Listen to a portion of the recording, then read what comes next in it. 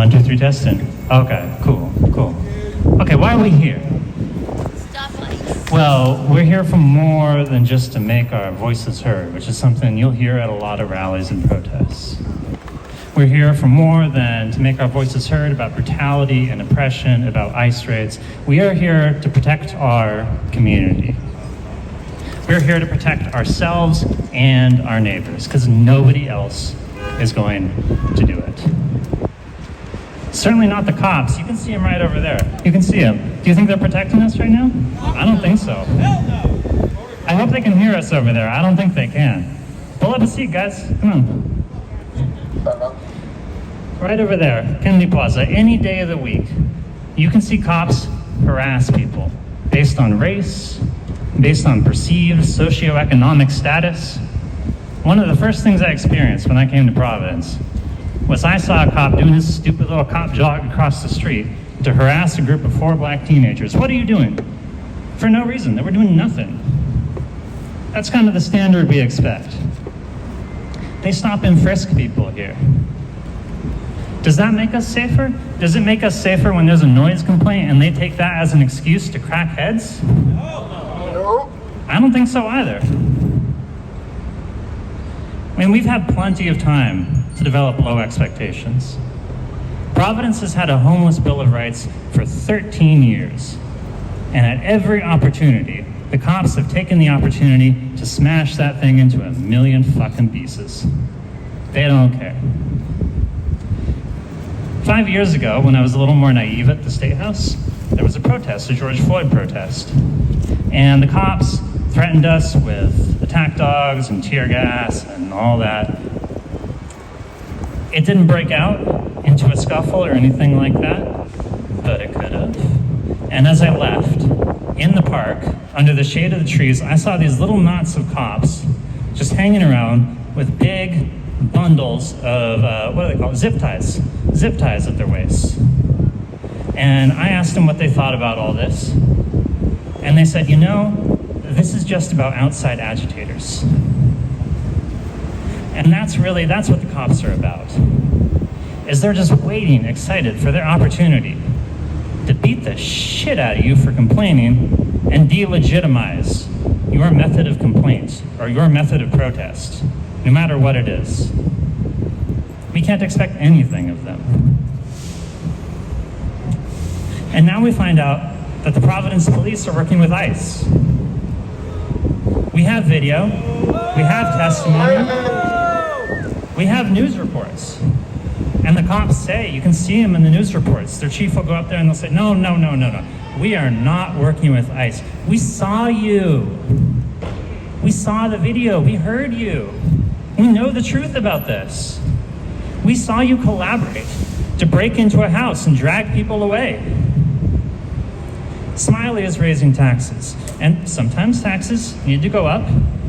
He's raising them to hire more cops. Can I get a boo? Thank you. How much of that money is going to go toward protecting you and your neighbors from ICE? How much of any of the money that flows through this building is going toward protecting us from ICE? I think it's pretty much zero.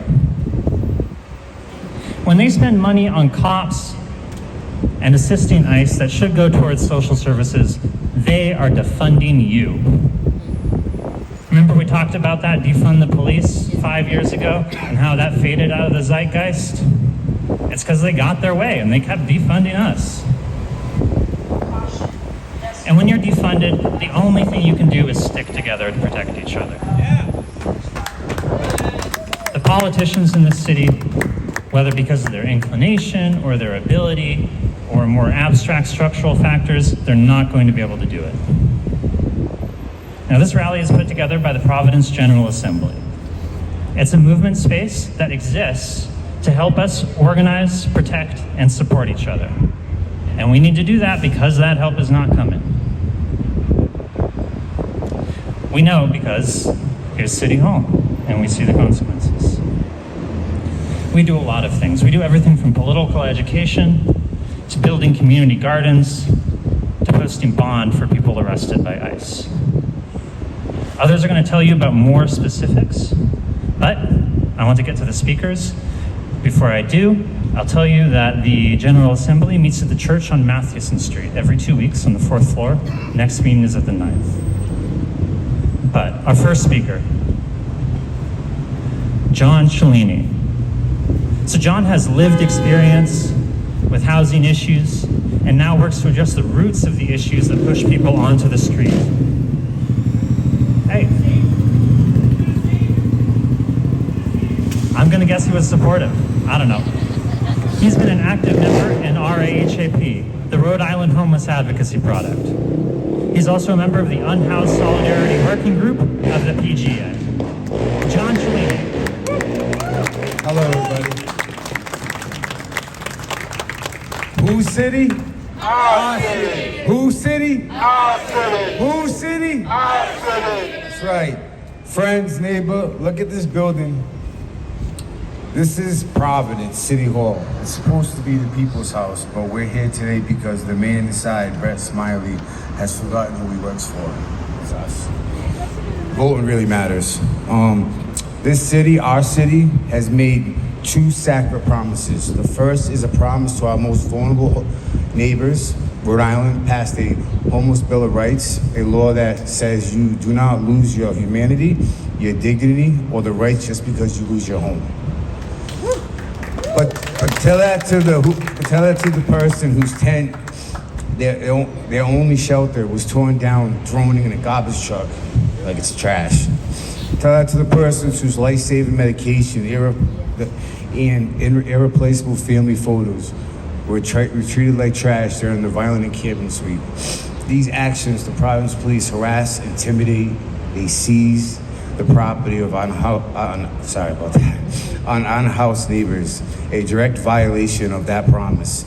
These aren't random acts. This is a policy of cruelty, and the buck stops right here. All right. Stops right here. Thank you. We are here to tell Brett Smiley to stop the sweeps of the unhomeless and respect the Bill of Rights, the Homeless Bill of Rights. And that brings us to the second broken promise.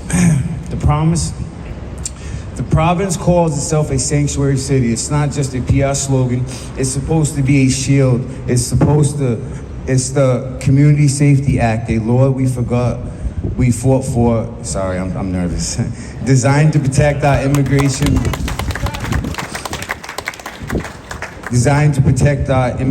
neighbors and build trust between the community and the police.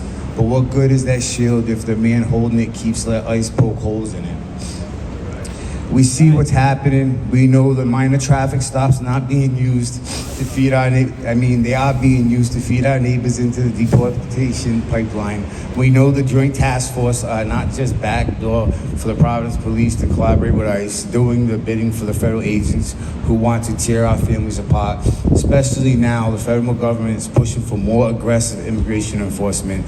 This is when we need our mayor to stand strong. This is when we need a real sanctuary, not a hollow one. Instead, we have a mayor who allows his police department to violate the spirit and often the letter of the sanctuary law. We are here to ask a simple question. Look at who is being targeted by the policies.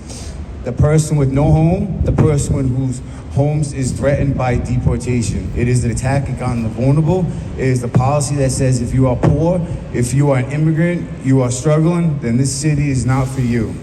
We reject that version of Providence. Thank you. Thank you.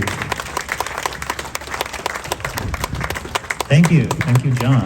The city can be so much more. They want you to pay extortionate rents, and then if you can't pay the rents, they target you with law enforcement. That is fucked up. Okay, our next speaker is a Reverend Duane Klinker. I'd like to welcome up here. Duane is a pastor of the Open Table of Christ on Broad Street. He's a liberation theologist, and he has stood for decades in solidarity with the working class and for the human rights of the poor. My name is actually Duane, and I'm actually retired from the Open Table of Christ and formerly from Mathewson Street. So it's an honor and a privilege, and I want to first of all give a shout out to the General Assembly that organized this, because they meet regularly at Mathewson Street, and if you haven't come, you should think about coming. because it's one of the best places I've seen so far that really has the ability to have all kinds of people sitting together in a room. There needs to be a lot more diversity, honestly, and that's always something we have to work on. But the General Assembly is an experiment in a different kind of organizing, a different way of organizing. And I think it's very, very important, and I really appreciate the opportunity to say a few words. So at Matthews Street, the experience at Matthews Street woke me up a lot in terms of the housing issue. And if you haven't been over there, I invite you over there on behalf of Matthews Street to go over there at show up about 7 o'clock on Sunday morning, or maybe 7:30, and they'll let you in and you can help in the kitchen, or you can just hang out and you'll have a very good breakfast. Just sit down and have a meal with folks. And there'll be 200 or 300 folks there that are unhoused. Just meet people, be with them, help out where you can see to help out. That's the kind of horizontal movement we gotta have here, because we're in a trouble right now, because we got a systems problem. That's another thing I was gonna say at the end, but let me just say that right now. You know, it's good to vote. It's good to run for office if that's what you feel the call to do. We certainly got to build organizations of political power, but we're in a new situation right now. I'm 78 years old, and I've seen, my generation saw some stuff, and we saw some hints of things and some real things then. But you know what we're into right now. I don't have to call it out. You know, we're into a fascist grab. It sounds, I don't know, somehow giving them too much respect to say that. They're corrupt, a gang of corrupt people, but they are destroying they're going after our rights, and you know that. And the unhoused also, I mean, for a long time now, I grew up in a society where in most urban areas there weren't unhoused on the street as there are now. Does anybody remember those days? Can you testify to that? I sure All right, can. and I've what been here all my happened? life. Reagan and Clinton, basically that crew came in and defunded housing back then. That's one of the reasons we have what we have today. It wasn't in the country I grew up in. It's a newer thing. Do you get that? And now this latest order, which is the deal of let's sweep the streets. Let's sweep the streets. That's a solution. Did anybody read Trump's, I hate to say the name, his executive order on housing? Did anybody read that? Raise your hand. Yeah, okay. So he says the old way didn't go after the cause of unhousedness, and the cause, of course, is people that want to do drugs, and are mentally ill. Excuse me? Excuse me? And the whole order doesn't say a word about housing, about affordable housing. I hate to ask for a show of hands how many people here have the money for just an affordable apartment that's actually secure or house. You know what's going on. So what are we going to do about it? What can we do about it? This is the thing that gets me, and this is why if you're not unhoused, I think it's so important to be in solidarity. People are dying on the streets, literally. That didn't really used to be a thing, but it's a thing now. Well, last winter, people didn't have a place to stay that was warm. Do you understand? People are dying because of this. I don't know how many people much younger than me died in my 2 years at Mathewson Street. This is a killer. This is a killer. And it's not right and it's wrong. And here's the thing. If Mayor Smiley, behind these thick walls, can't get it, can't understand it, then we have a systems problem. And we know we have a system. When Trump tells the police, sweep the streets, I'm going to solve the problem. Everybody that's mentally ill is going to be forced into civil confinement, civil ordered care, or jail. Which do you think is funded? The jails are funded.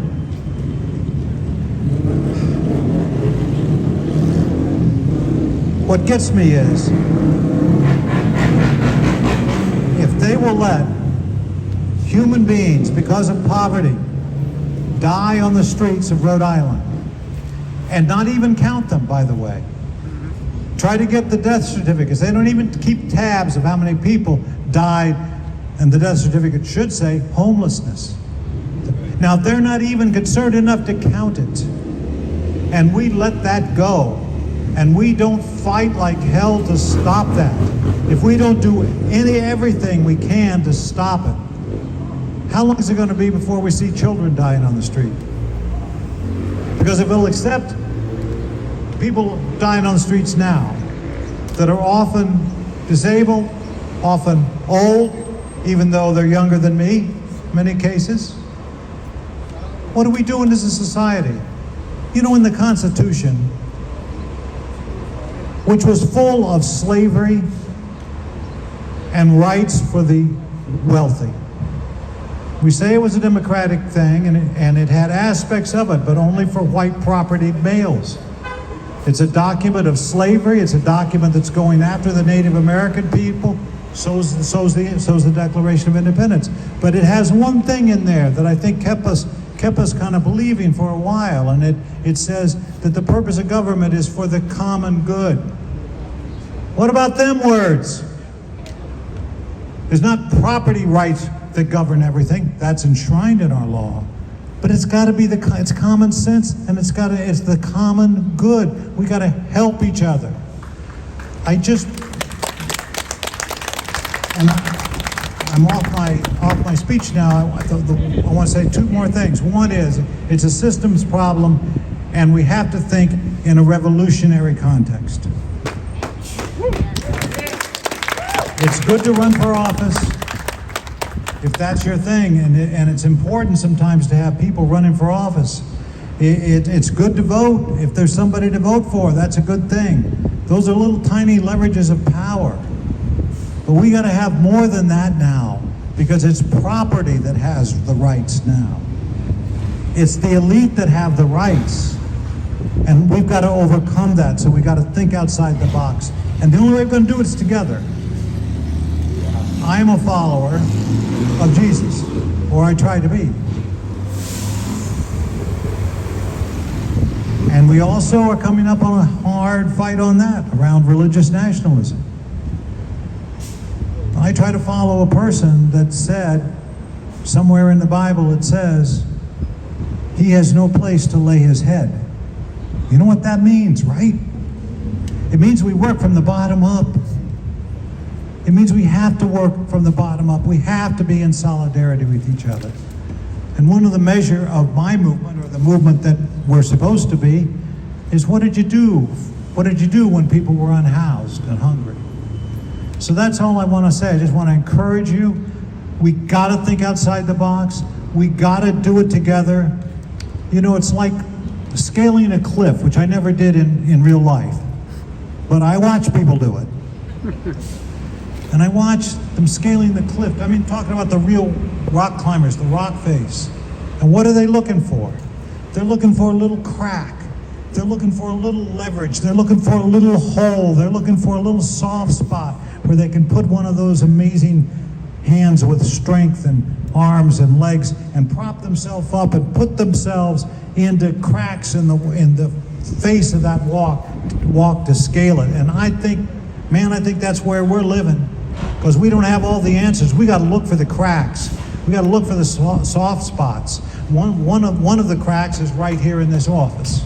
A guy that lives off Blackstone Boulevard won't raise taxes on the rich, won't fund the stuff that needs to be funded, and then makes a law against honking your horn over in his neighborhood at the Butler strike over there, which you all go by and honk your horn, but it's a $500 ticket, so get out of town fast.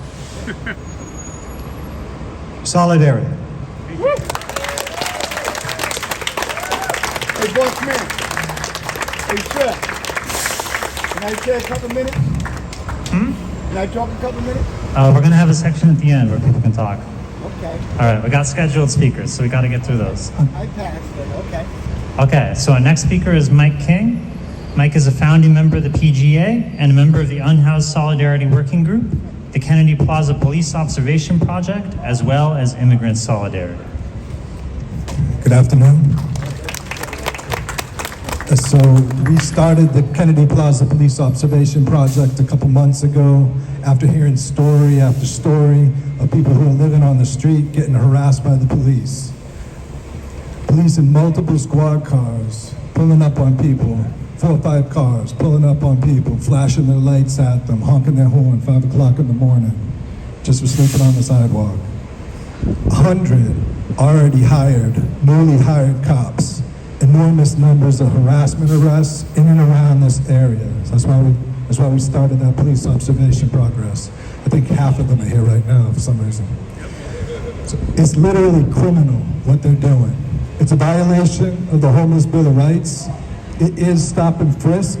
The police chief Perez basically admitted as much when he came and talked to RIHAP a couple months ago.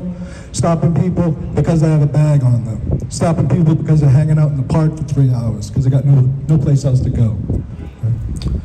So there's no reasonable suspicion. This is profiling. It's a violation of their constitutional rights. It's a violation of the Homeless Bill of Rights. And it's institutionalized dehumanization by the Providence Police Department. Are we gonna stand for these cops kicking people when they're already down? No, that's why we're here. Could policing ever solve this problem? No. The problem isn't the people living on the streets. It's the conditions that have given them nowhere else to go. Sky-high rents, service providers that don't serve, politicians saying they're gonna do their best. They don't even plan on doing anything. I've heard it said numerous times from people who live on the streets that the conditions on the street are actually better than some of the conditions in the shelters.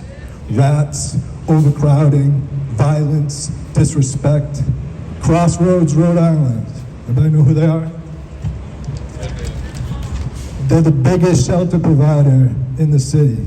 They recently spent over $500,000 for blue lights around the top of the building, some broad streets. If you've ever driven by, or you've ever been on the damn highway for that matter, you can see it from outer space. They spent over $500,000 to put those lights up. It's criminal. People need help with their problems, and they're confronted with solutions that just amount to dead ends, or they amount to more headaches. All these agencies and politicians point to the needs of the unhoused as an unsolvable problem. It's not unsolvable, they just don't have any interest in solving it. People who've fallen on hard times and then fallen through the cracks, are they the problem? No. Housing is an expanding problem. For several years now, we've had the highest percentage increase in rents in the entire country. More and more, people are paying more than half of their paycheck to a landlord. More and more people are on the streets because they lost a job, because they have a medical bill that they can't pay, or a car that needs a catalytic converter and they can't get the credit. The unaffordable housing is the problem, not the people who can't afford it.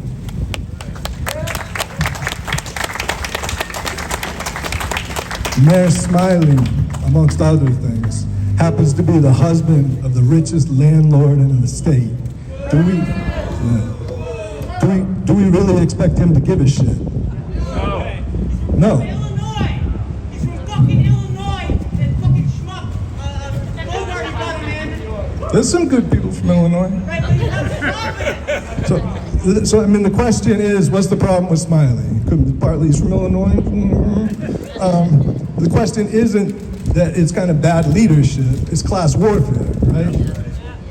They raised taxes on residential property 10%, likely leading to a rent increase next year of over 10%. Where's the tax money going? To 100 more police than the 100 they just hired last year. To police people who can't afford a place to stay. While you could say that that doesn't make any sense, it makes perfect sense to those that make their livings off of the work of others and then send armed men to harass anybody that can't pay. This is not just the failed misleadership of neoliberal Democrats like Smiley. It's emblematic of the whole bourgeois capitalist order that's crumbling by the day. That order, unfortunately, is currently being replaced by the Trump spectacle of violence and terror directed at immigrants throughout the country. Trump's recent executive order, which incentivizes forcefully institutionalizing the unhoused, and likely a range of other groups, seeks to make good on his eugenicist promises that he made on the campaign trail. Are we going to let these people round up and lock up the unhoused? No. Are we going to let these people lock up the trans community and the mentally ill? No. Hell no. So the question is, what does that no look like in action? I'm not just asking you, I'm asking myself. Right? We need to be organized. We need to be having conversations about how to best address these threats. We need to be both defensive and offensive in our strategy. We need to defend ourselves, stand in solidarity with each other, and to protect those under attack. Soon, we will need to step into more bold and offensive action. We also need to try and pull in as many people as possible to these efforts.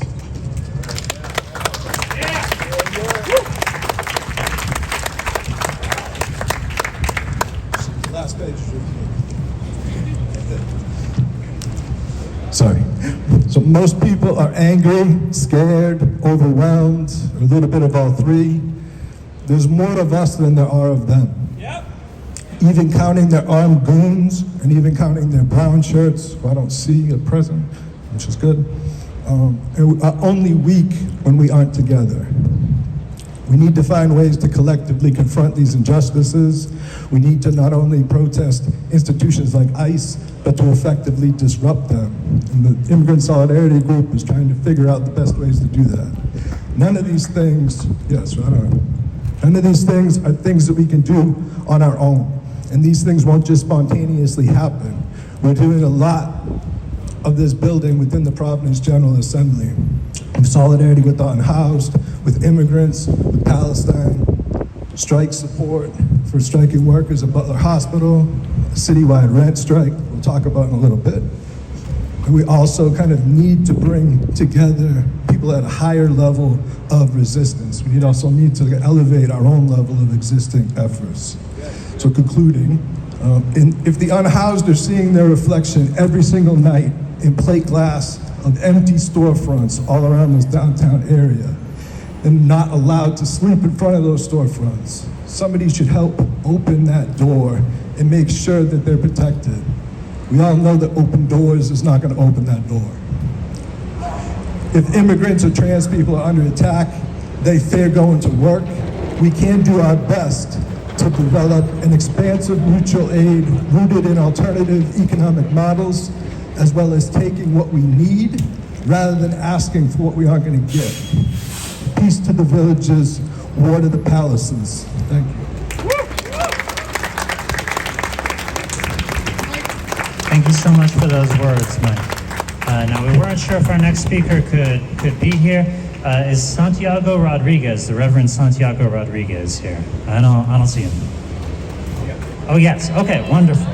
Yes, so Santiago is a pastor at the Church of the Ascension Cranston, an immigrant himself from the Dominican Republic. He has been accompanying immigrants in this time of demonization and attack. He is a longtime defender of the poor and proponent of liberation for the oppressed. Thank you for the invitation. It's not happy people who are grateful, it's grateful people who are happy. Yeah, Are you sure that? I don't know. You have to ask.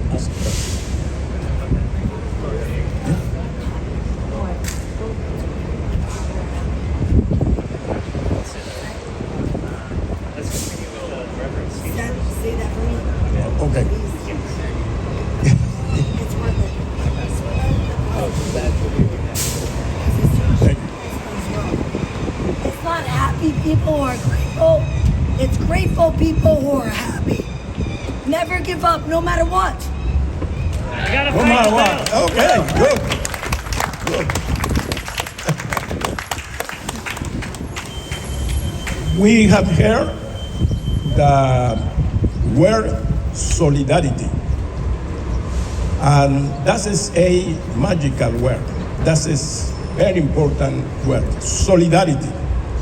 And I was reading back here in this door, the Providence General Assembly our solidarity is our strength. And that is true for the assembly? That's true? Okay. So I would like to ask some question to you about solidarity. What solidarity means for you? What solidarity means for you? Coming together for a common cause. All right, good. Another? Can you repeat what he said? What solidarity means for you? Said coming together for a common cause. Ah, good. Other respond? No. Protecting each other. Perfect. All right, John. Perfect. My other question regarding to solidarity, in a practical way, how we can show solidarity with those in need, especially immigrants, undocumented immigrants, homeless, poor people in general.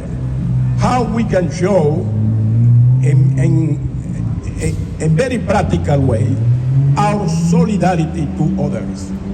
Some example, or maybe some testimony that you have.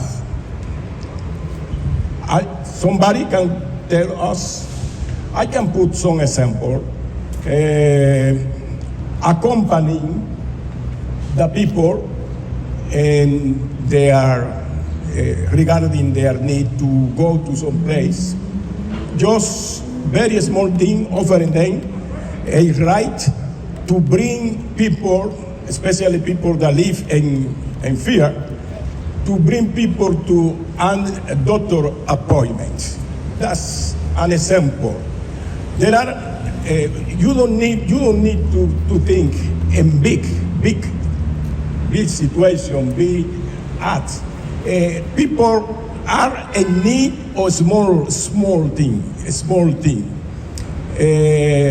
especially undocumented immigrants. They are in need of many small things. We need to be sure that people that live in fear and they are home,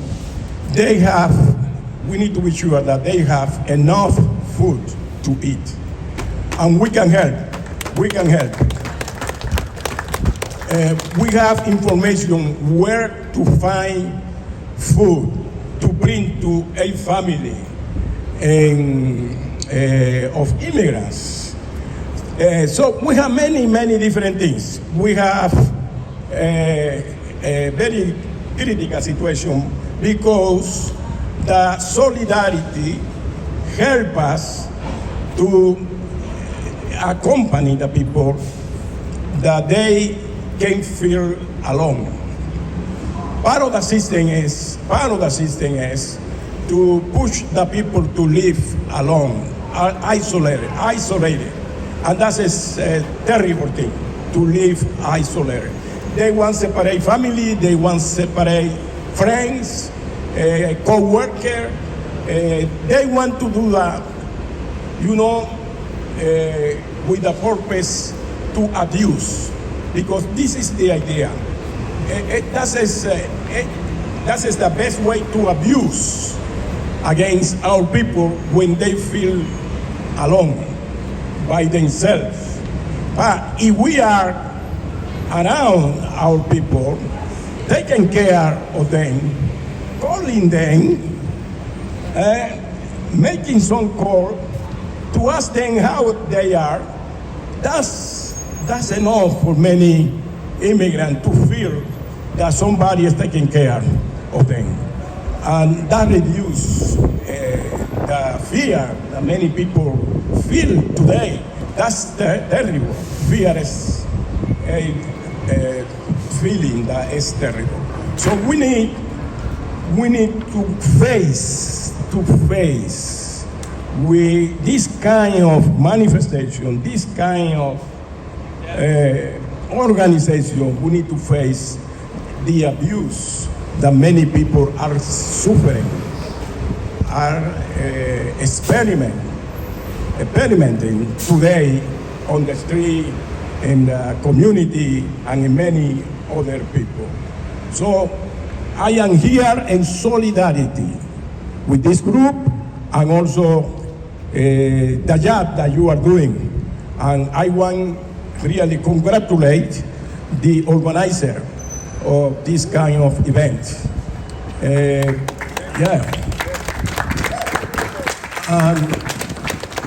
Let us continue investing in this project. This is a project of transformation. This is a project for justice. This is a project for peace. This is a project for love. That really is valuable that we can do that kind of job. So God bless everyone. Let us continue ahead. Thank you so much for those words, Reverend. As you may have heard, I've been charged with delivering some sacred words, that it's not happy people that are grateful, but that it's grateful people who are happy. And something I'm grateful for at this moment is that aspect of the human spirit which helps us find solidarity, which helps us push against that project of isolation and abuse that is so endemic to both our system and capitalism as a whole. And that's part of what we're doing here. We are showing solidarity just by being here. There is much more we can do. There's much more we will do. Now, I'm scheduled to be the next speaker, but before that, I'd like to call up Ricardo Lucido. He goes way back, and he has a few words to say for us. Ricardo Leo, my bad. It's okay. You did the right thing. Yeah, just stay a little bit away from the speaker. So Yeah, but I'm visually impaired, so I got to be in the same spot. okay. Okay, thank you. Hello, everybody. Born and raised here. Seen it all.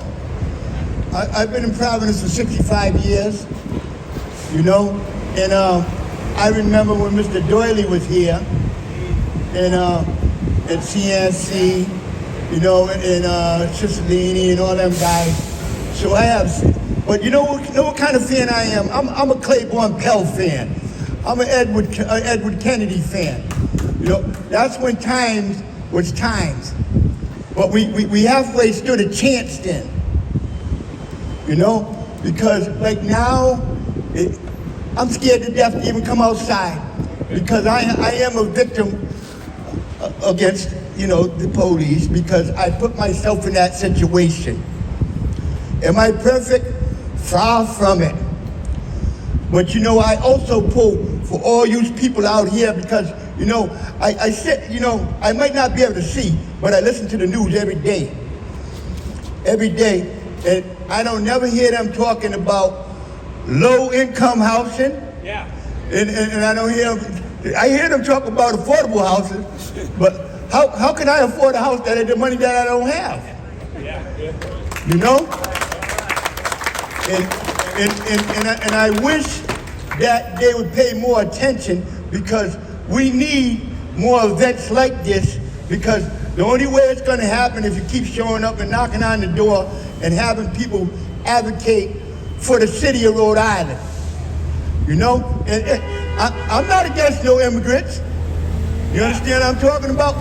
Because a person is a person. Some people come here and they do what they have to do to come up. You know? And I just want to, you know, be happy just to come back outside and knowing that I'm not a target no more. Because I've been a target since the 70s because, you know, over there, it's no bargain because I could be walking down the street and my name alone could get me in trouble. Even if I don't do nothing because they're going back in the past. There's some people that are getting better, you know, and trying harder, you understand? You know, because I seen this guy, you know when I seen him? On November 3rd. You know what day that is, right? Time to vote. You know? But, you know, come on now. They got to get in where they fit in because, you know, a lot of times, you know, they tell us to follow the protocol. Why shouldn't they have to follow the protocol? Right? That's the truth. Because of the simple fact, I want to see everybody survive. At least get a chance at life. Because I love the Amos House organization. They feed you from Monday to Friday, breakfast and lunch, so how could you stop? You know? And they even feed you on Saturday. But I'm also a great fan of the DF. It's a program over there on Lockwood Street, and they're doing the best they can. And I wish that they would push these grants into these low-income businesses that are trying to put people back on their feet. You know what I'm saying? And the only thing I really miss around here is the Boys and Girls Club. Because, you know, when we came up, there was always a Boys and Girls Club open. You know, because what I'm saying behind this matter is that, you know, they always talk about when they're going out for voting and things like that, this is for the youth. I can't tell. The kids have nowhere to go and they don't stand a chance in this matter right now because this thing is getting hectic out here. And all I want to do is just breathe and be able to walk down the street and be able to survive. And another thing, I'm looking for a house. Me too. A low-income house. I'd be glad to give up 30%. Thank you.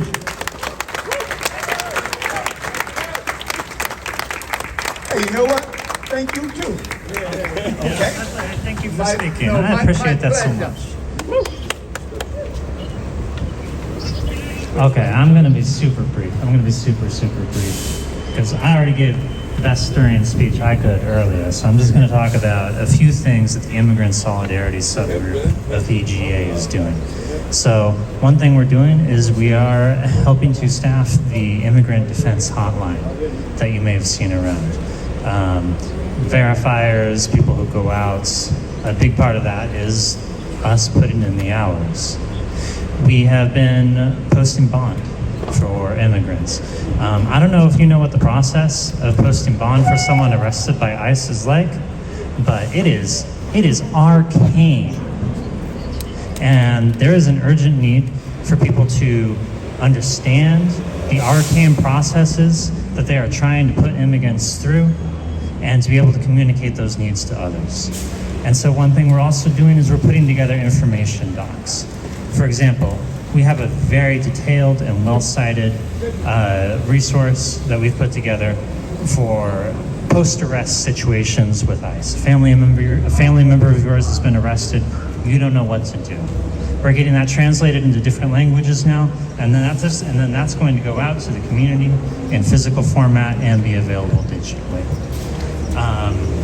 And we've got a lot more going on, but I'll keep it to that right now.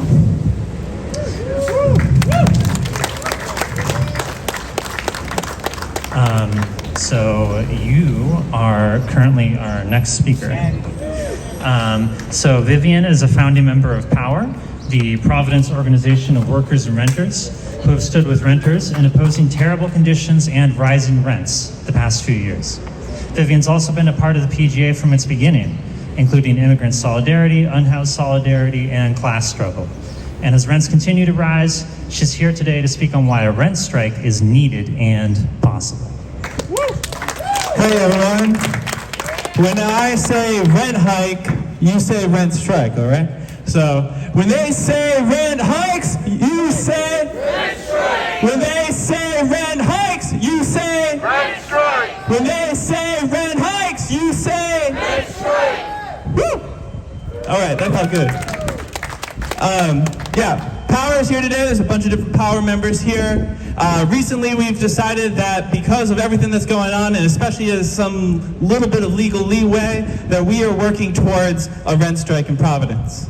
Now we understand that this is going to be a hard effort. You know, to actually organize a rent strike, you need to collect rent every week. or and definitely every month, because otherwise people are going to spend their rent on shit. And so that means that we're going to need to build a lot of unity and a lot of education about people's rights.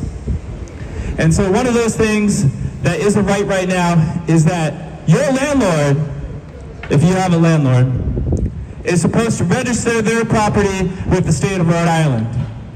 If they are not registered, you can't be evicted for non-payment of rent. Isn't that crazy? You can't be evicted for not paying your rent? So here's the deal. Unfortunately, a lot of folks could be terminated of their tenancy if they don't actually have a lease. And we know that most people don't have a lease. But there's another way that you can also withhold your rent, which is that you can petition a judge now, thanks to reps like David Morales and senators like Tiara Beck, who pushed through this bill a few years back, at the courts. So anyone who doesn't have their lead certificate or has lead violations in their home can go and pay their rent over there if your landlord isn't in the rental registry. So we're going to be going out and telling everyone this news, this good news. And we're going to be building our power while we do that, going door to door, block by block, building by building, letting people know that we can get united together in our buildings, on our blocks, and in our city to actually fight for lower rents. Because, goddamn, the rents are too damn high.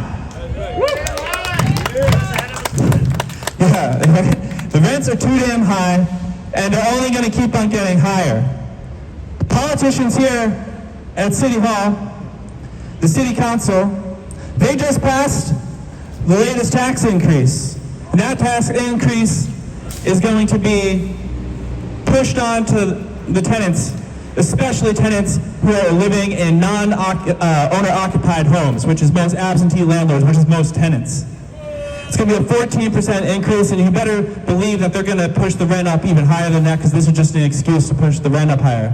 But these same politicians are some of the progressive politicians that say that they're going to introduce rent stabilization, supposedly, when Dare's been fighting for it since 2018, and for rent control at just cause for a long time before that. Let's go, Dare.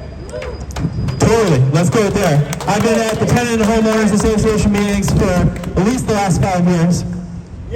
And,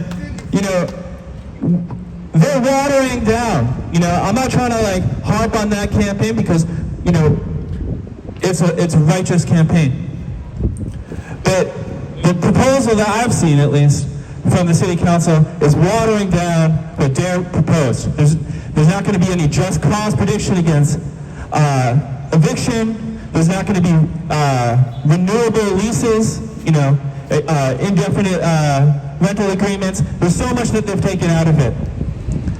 And at the end of the day, it's a modest proposal that Dare's been proposing. It's a very modest proposal to just make sure that we cap the rents at 4%, so they can keep on going up just a little bit every year, instead of how astronomical.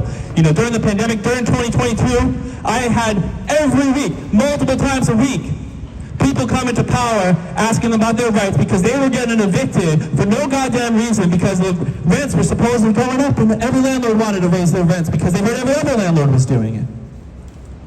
And so we need to ban evictions. We need more public housing, low-income public housing.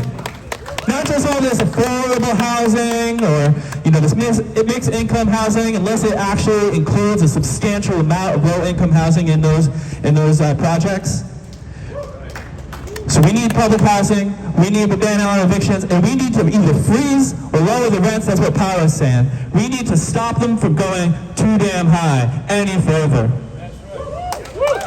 So that's why we're here today, because we know that the more and more that the rents go up, it's going to keep on affecting all of us, especially a lot of us who've lived here our whole lives, lifetime renters. Not everyone is getting the dream of home ownership when the average house that's selling in Rhode Island right now, starting price is like $500K. That's just not happening. And so, we're seeing too, across the country, and it's soon to probably come here in some wave, that, immigrant families that are losing their breadwinners to this fucked up, racist, fascist fucking system that is getting imposed on us. And families are starting to go hungry, like the Reverend said. Families are starting to become unhoused. We know from our friends at Matheson Street that they're starting to see, slowly but surely, more and more immigrants coming in the door, unhoused, looking for help, looking for someone who cares. And so, the largest tenant union in the country, the freaking awesome, the Los Angeles Tenants Union, they've been fighting for an eviction moratorium in LA during this huge rebellion that just happened a few months ago. Because this is what's happening and this is what's going to come here, and so all our struggles are connected, and we need to fight together to be a united front, a wall of resistance against all this fucked up, fascist, racist, classist, patriarchal fucking bullshit that's coming down our way. My last comments for some of us folks in the room. I'm a trans woman, it's probably obvious. And, you know, so far, to some degree, my community across the country has been able to at least avoid some of the worst attacks that have been thrown our way. We know there was like 600 bills that failed. And there's some national attacks that have obviously gone through, and there's liberal hospital systems that are capitulating in blue states to what Trump wants. But some of the worst hasn't come yet. You know, the budget bill was supposed to strip us of even being able to get our health care, and they didn't do that. But I'm looking ahead to other countries that liberalized after living through a conservative period. And so recently, I started thinking, well, what are they really being fucked up to LGBTQ folks? And that's, frankly, Russia. And, yeah, basically Russia's a fucking fascist as fuck state, yo. And they've banned gay people from existing in Russia. If you're gay in Russia, you have to basically live in the closet or flee the country. And most poor people can't flee the country. So what are they doing? They're having to build community secretly in Discord channels or just do house parties. But more importantly, the work that they're doing, because unfortunately they weren't able to fight what happened in their country until too late, is they're having to build out shelters for folks. They're having to build out programs to get people jobs. They're having to build out situations where they're going to have to get their health care, in other ways. And so that's also connected, because I see a future where too many of us are going to be, girls living on the street, guys living on the street, our non-binary siblings living on the street, and we don't want to live in a society like that, right? So we got to stick together, and when we fight, we win. So let's do that. Thank you all.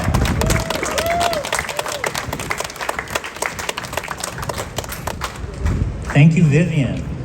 Okay, our next speaker is Mike Arroyo. So Mike has been involved in class struggle in Providence for a long time. He is part of the Providence Workers' Defense. We're founded on 3 premises. 1, current conditions are intolerable for us not in the elites. 2, fascism is ascendant. And 3, only an organized working class can change things.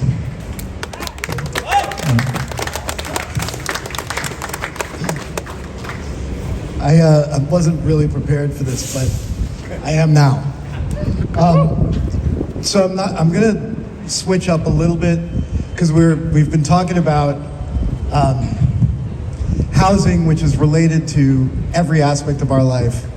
We've been talking about who we have access to as partners and friends. We talk about how we see each other in the world as an ongoing thing. And there's one thing that kind of unites us as poor people, is that we are at the mercy of the police, we're at the mercy of landlords, we're at the mercy of our bosses, we're at the mercy of a state that really doesn't care about us. So we propose the most maximal plan, right? So I'm gonna ask you to say it with me. No justice? No police! That's bullshit. And you know it's bullshit, right? We say it at every march. No justice, no peace. Whose streets? Our streets. We lie every time we say it because we don't actually take the streets. We give them peace when we go home. When we have our parade on Saturday, we hold up a sign and we actually give awards for the good sign and for the bad sign and all that bullshit. We have to be serious about what we're doing, which means that when we're saying things like no justice, no peace, we have to be taking it into our hearts, that we don't stop, that we give them no rest, that we give them no quarter. They show no mercy to us, so what do we show to them? What do we show to them? When we take it, we hold it, right? So whose streets? Our streets. Not yet, but they will be, right? So right now we live in fear of a carceral state, of schools that can just funnel us right into prison, of landlords that can put us on the street and then we're criminalized for being unhoused. If we're hungry and we steal food, where do we go? That's right. We might be lucky and we might be able to make it to a shelter. We might be lucky if the food is still being served at Mathewson and the good work that they do. And we might be lucky if we have a friend whose couch we could stay on for a couple of days. But that is unsustainable, right?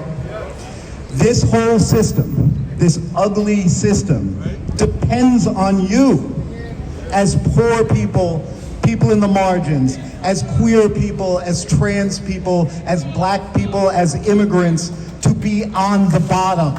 It needs us on the bottom. But how many of us are there? It's all of us. It's all of us all over the world. It's not just Rhode Island, right? This struggle happens in London. This struggle happens in Hong Kong. This struggle happens in Paris, New York, Brooklyn, Los Angeles, Minneapolis, name it. It happens to them too. So what do we have when we hear our siblings suffering in other cities? We have solidarity. And what's the best way to express solidarity? By taking the land that belongs to us back and holding it. But it's not just the land. It's also where we work. Our bosses right now, we're at the mercy of them.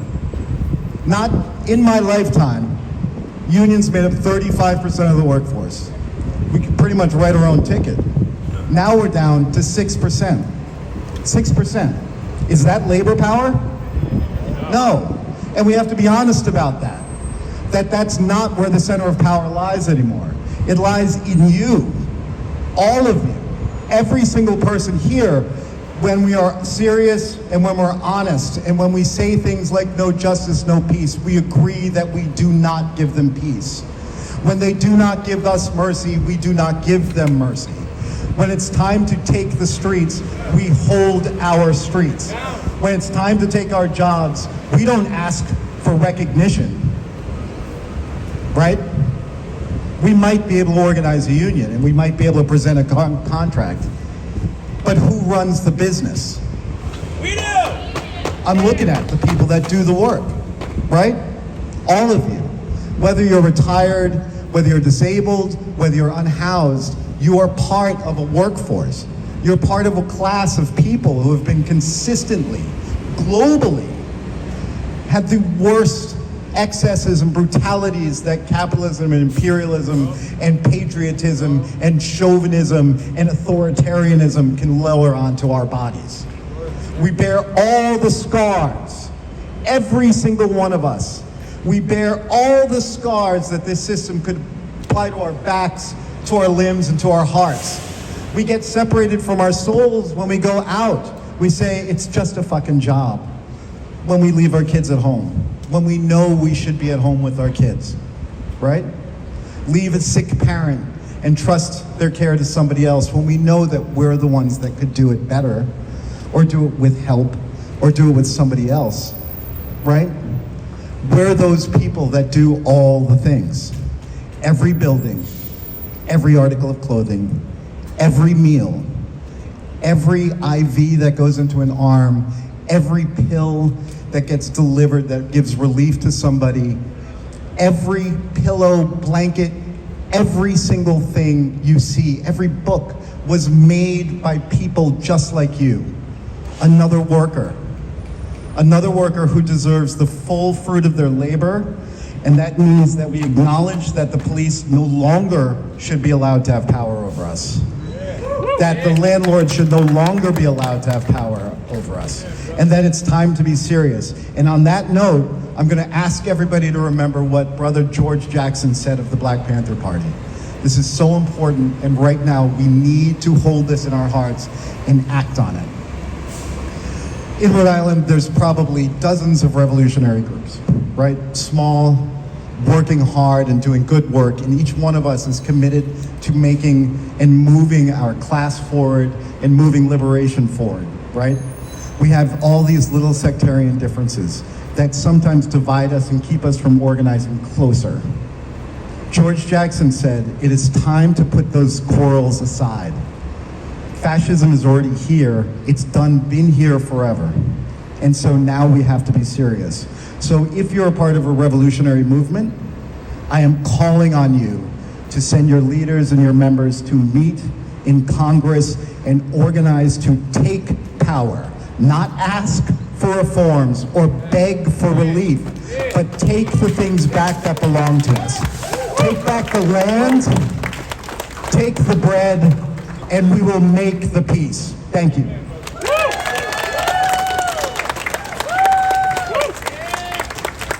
Amazing, amazing. Thank you so much. Okay, for our next speaker, I'd like to welcome Melanie, right? Okay, Melanie with DARE and the Behind the Walls Coalition. Hi, everyone. So I'm part of DARE, Direct Action for Rights and Equality. We organize low-income families for political, social, and economic justice. And I'm part of the Behind the Walls Committee. And we have been getting phone calls about the police brutality that's been happening in Providence lately, and it is ridiculous. We need to organize against it.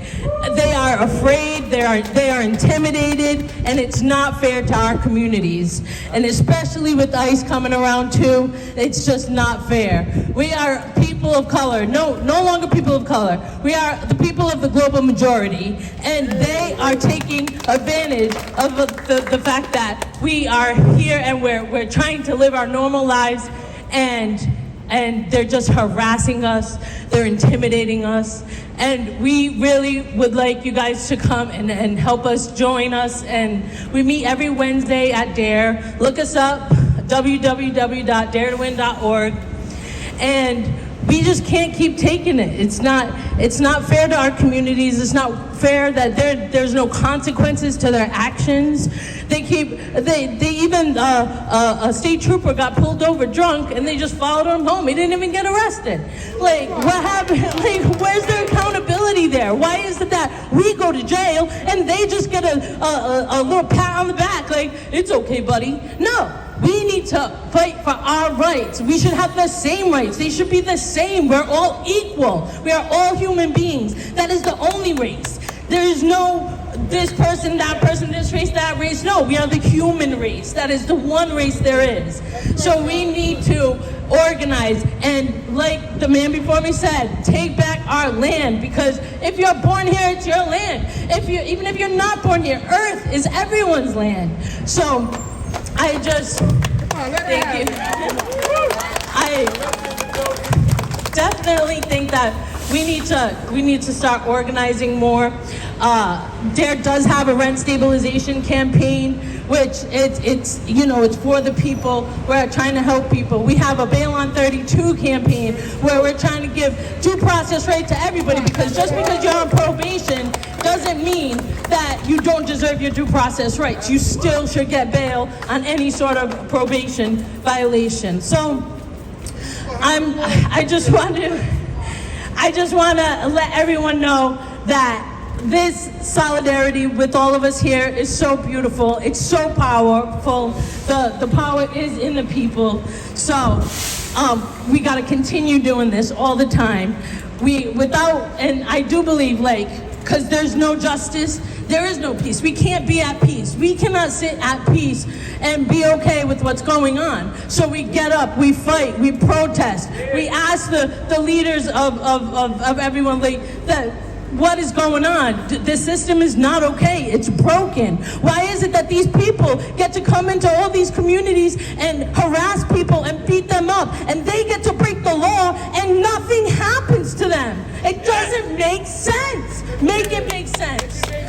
Make it make sense.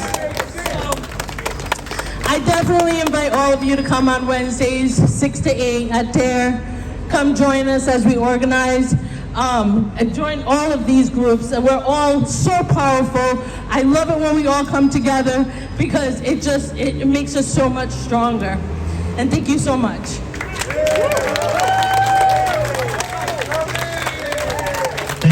Thank you so much. Okay, so our next speaker, a parent of 4, a member of PGA from the beginning, is not here because she got pulled over by the cops. That's right. We got a message about it, and we have not heard a peep from this person since, so we have no idea what their status is. And let me tell you, that doesn't make me feel like we have everyday safety. That doesn't make me feel like the cops are delivering everyday safety to us when we can't even rely on the ability of a person to go from one place to another to speak out about injustice in their community. Okay. So we're going to do a little bit of open micing now. So I believe you were first up. So do you want to introduce yourself? Hello. My name is Hank. I'm with the PGA. I basically just wrote a few words that felt like saying real quick. It is not the violence if the sheep defends itself from the wolf. It's justice. It's the only kind of real justice that we have as the working class. It's what we need to make happen, is what we need to do. We have no choice but to make it into action because nobody is coming to save us. Not our mayor tasked with saving us, which he has no intention of doing. Nobody in our government does. Not this government, not the federal government. Not the police, because they're pigs. And becoming aware of PGA was very important to me when I found it, to know that there's people thinking this and knowing this, that we're at risk every day in every single capacity. Every single one of us is, to varying degrees, and that it's just going to get worse if we don't do anything. And yeah, pretty much just get involved, get organized. That's it. Thanks. Thank you. Okay, who else would like to come up and say a few words? Yeah, come on. What's your name? Oh, well, whatever you'd like to say. I got it. So hi, my name is Maria. I'm from Ocean State Youth Movement, and I'm here to talk about how the game has changed politically in America, right? I mean, you know, things have always been bad, but this year especially, since Trump got reelected, things have gotten much, much worse. There is an ongoing, intentional campaign by the government. It's called the strategy of tension, to create an atmosphere of fear and paranoia, and it's used to control the population, right? We're seeing that with the various terror attacks that we're seeing. You know, these killings of CEOs, these killings of, you know, all this stuff that's happening. We don't know who's doing this. We don't know if this is the work of intelligence. We don't know who exactly is doing this. But even more to that, you know, this atmosphere of fear and paranoia, that's what ICE is doing. That's what ICE is doing every single day. That's what the police are doing every single day, right? So, excuse me. So what is there to do, right? You know, things are gonna get tense and things are gonna get worse before they get better, but the time is now, right, for all of us, like Mike said and like many other people here said, to band together, stay together, and to struggle for what we deserve and for what is right? So if you'll all join me in like a little chant real quick. I'm really, really good at this, I promise. But just follow me, all right? Just repeat what I'm saying, okay? It's gonna change up maybe a little bit, but you'll see it, all right? So, repeat after me. It is our duty to fight for our freedom. It is our duty to win. We We must love each other and support each other. We must love each other and support each other. We have nothing to lose but our chains. We have nothing to lose but our chains. We have nothing to lose but our chains. We have nothing to lose but our chains. We have nothing to lose but our chains. We have nothing to lose but our chains. Thank you. All right, appreciate it.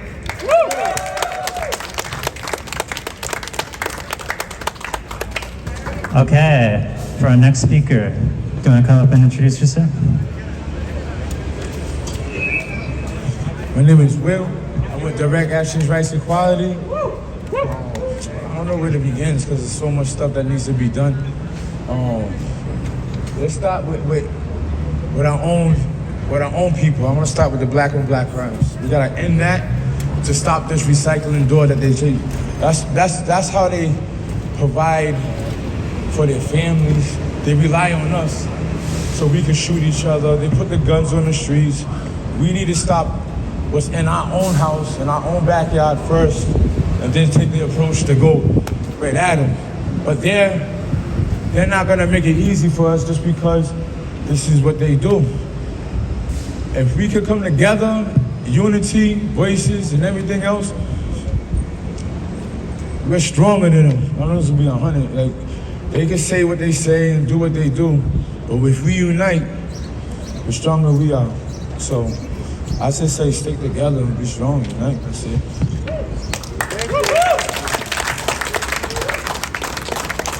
Okay, anyone else? No more back on back run.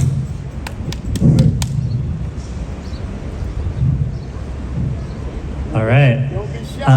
Well, I'd like to say a word about what's going on in Israel right now and what's going on in Palestine right now. Which is, this shit is evil for its own sake. But also, have you heard of the imperial boomerang, as it's sometimes called? So, the technology, the weapons, the violence, etc., that we fund out there, that we give moral support to, and especially that our politicians give moral support to, that comes back to us.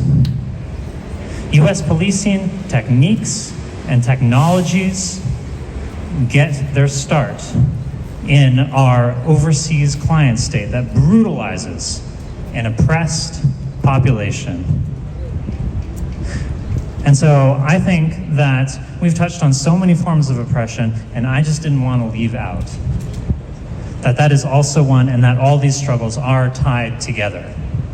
And that our struggle for security and safety is not precisely the same as the struggle we see over there, but is deeply connected. And we have to care about a lot of different things all at once, and we can. Okay, I'm gonna give out one last call for anyone who wants to say a few last words. Yeah, come on up.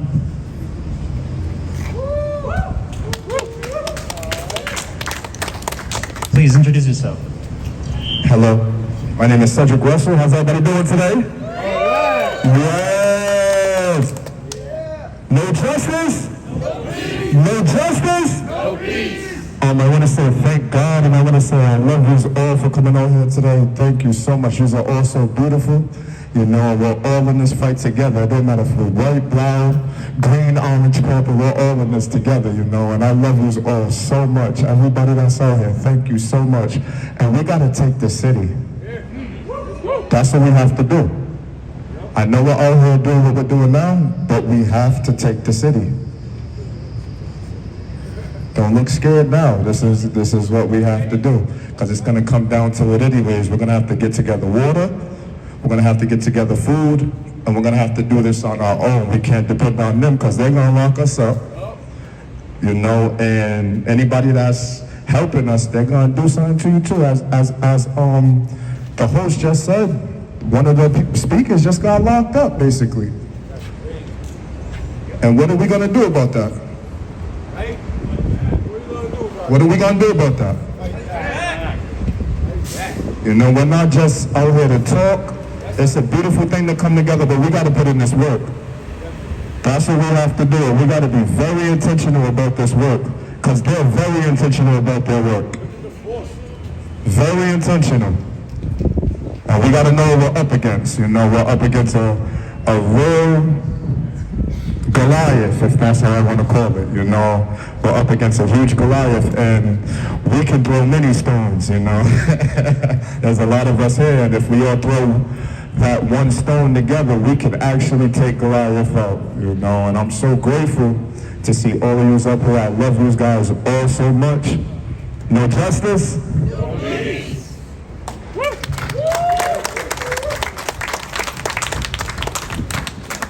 All right, that's it for our rally tonight. But we are so glad that you came out here. We are so glad that you just not only made your voices heard, but took more steps toward forging that bond of common connection and common action that is going to be so essential to us building something livable, something safe, something better out of this fascist era of oppression.